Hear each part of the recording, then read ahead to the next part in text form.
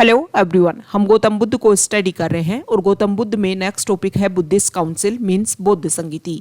सबसे पहले क्वेश्चन ये उठता है कि ये बौद्ध संगीति है क्या।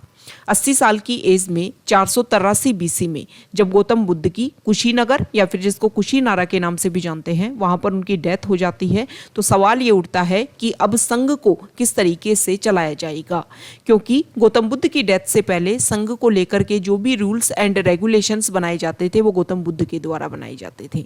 तो गौतम बुद्ध की डेथ के बाद में ये डिसीजन लिया गया कि गौतम बुद्ध की डेथ के समय में जो भी निर्वाण प्राप्त या फिर जो भी बौद्ध भिक्षु जिनको ज्ञान की प्राप्ति हो गई है उनकी एक असेंबली ऑर्गेनाइज करवाई जाएगी और वो असेंबली जो है वो निर्वाण प्राप्त बौद्ध भिक्षु जो है वो संघ को लेकर के जो डिसीजन लेंगे उसी से संघ जो है आने वाले टाइम में रेगुलर चलता रहेगा। और ये जो असेंबली ऑर्गेनाइज होगी उसी को बुद्धिस्ट काउंसिल के नाम से जाना गया। इस तरीके की 4 बुद्धिस्ट काउंसिल हुई। तो कौन सी बुद्धिस्ट काउंसिल किस टाइम में हुई, कौन से राजा ने ऑर्गेनाइज करवाई, कौन उसके चेयरमैन थे, ये इंपॉर्टेंट फैक्ट्स हैं। बहुत सारे एग्जाम में डायरेक्टली यहां से क्वेश्चन पूछ लिए जाते हैं।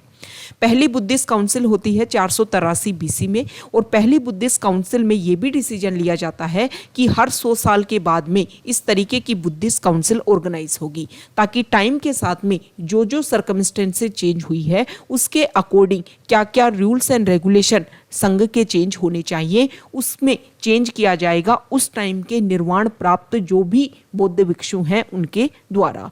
तो उस टाइम के जो भी निर्वाण प्राप्त बौद्ध भिक्षु हैं वो इकट्ठे होंगे और इस असेंबली में डिस्कशन करेंगे और फिर उसके अकॉर्डिंग संघ के जो रूल्स एंड रेगुलेशंस हैं उनमें चेंज किए जाएंगे। पहली बुद्धिस्ट काउंसिल होती है 483 बीसी में गौतम बुद्ध की डेथ के समय ही। उस टाइम रूलर होते हैं अजातशत्रु जिन्होंने इस बुद्धिस्ट काउंसिल को ऑर्गेनाइज करवाया था। और राजगृह जिसको राजगीर के नाम से भी जानते हैं वहां पर सप्तपर्णी एक गुफा है, वहां पर यह बुद्धिस्ट काउंसिल ऑर्गेनाइज होती है और इस बुद्धिस्ट काउंसिल के चेयरमैन होते हैं मां कश्यप या फिर मां कश्यप। सेकेंड बुद्धिस्ट काउंसिल जो रूल्स एंड रेगुलेशन बनाया गया था 100 इयर्स का, उसके बाद में ही 383 बीसी में सेकेंड बुद्धिस्ट काउंसिल ऑर्गेनाइज होती है।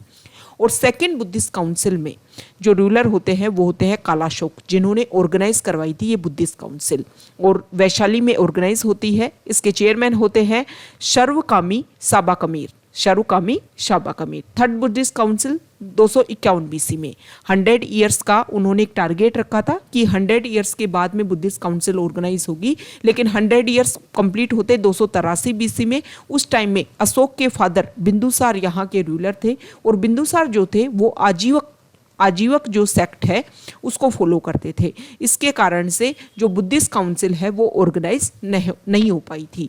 लेकिन बिंदुसार के बाद में उनके बेटे अशोक जो है वो राजा बनते हैं और अशोक बुद्धिज्म को फॉलो करते थे, इसलिए उन्होंने 251 बीसी में पाटलिपुत्र में 3rd नंबर की जो बुद्धिस्ट काउंसिल है उसको ऑर्गेनाइज करवाया था और उसके चेयरमैन बने थे मोगलीपुट तिस।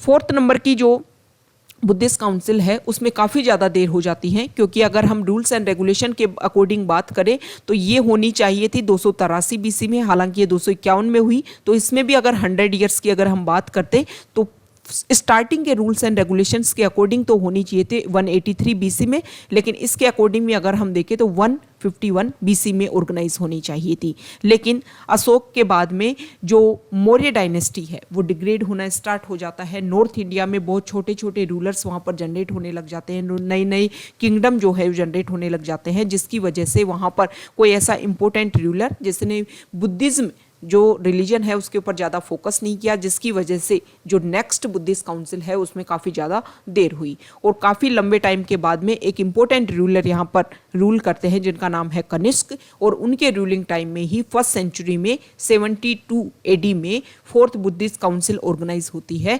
कुंडलवन कश्मीर में। कश्मीर में एक जगह है कुंडलवन, वहाँ पर।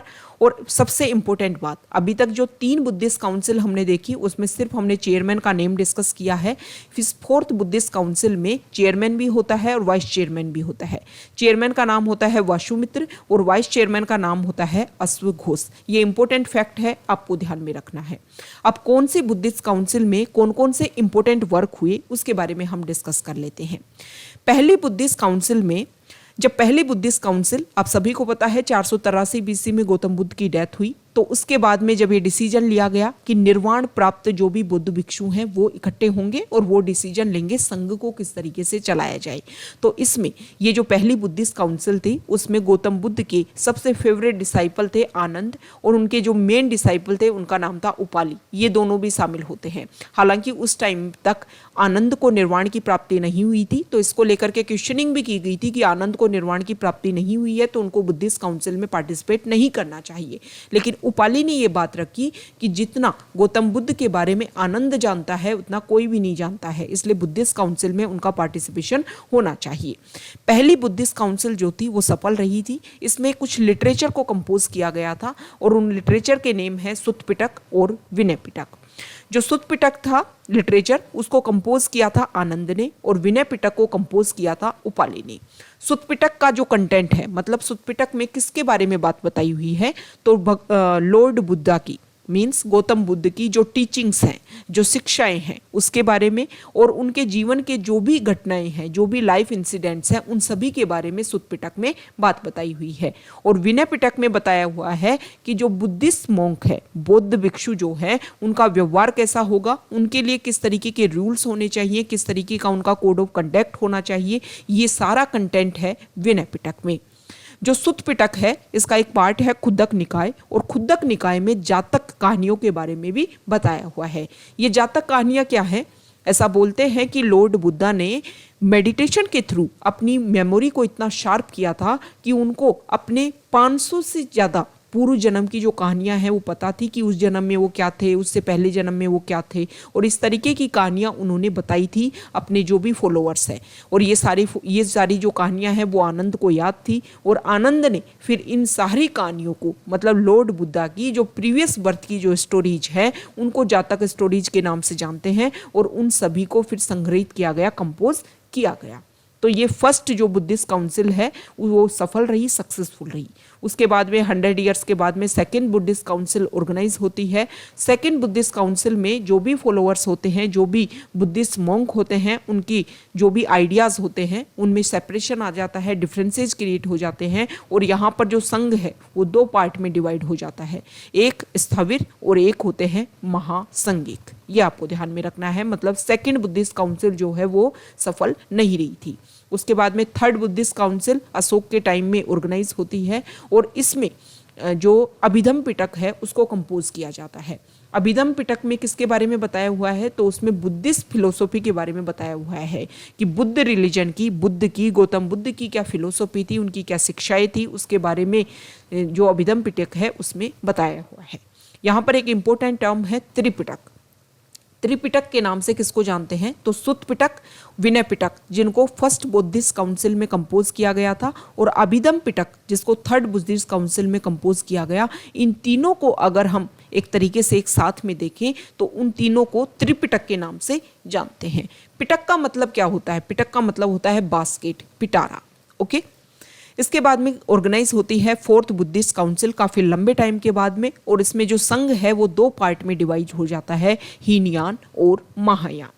तो ये हमने बुद्धिस्ट काउंसिल से रिलेटेड जो बेसिक फैक्ट्स है उनको हमने डिस्कस किया है। बुद्धिस्ट काउंसिल से रिलेटेड जो भी इंपॉर्टेंट क्वेश्चंस एग्जाम में पूछे जाते हैं, किस तरीके से पूछे जाते हैं, वो सब कुछ हमने यहाँ पर डिस्कस किया है। अगर आप यहाँ तक आए हैं, वीडियो आपको अच्छा लगा है तो प्लीज़ वीडियो को लाइक कर दीजिए, शेयर कर दीजिए और चैनल को सब्सक्राइब कर दीजिए। आप हमारे टेलीग्राम चैनल के साथ में भी जुड़ सकते हैं। टेलीग्राम चैनल का लिंक नीचे डिस्क्रिप्शन बॉक्स में दिया हुआ है। वहाँ पर हर एग्जाम के पॉइंट ऑफ व्यू से काफ़ी इंपॉर्टेंट इन्फॉर्मेशन आप सभी के साथ में शेयर की जाती है। Okay, thank you.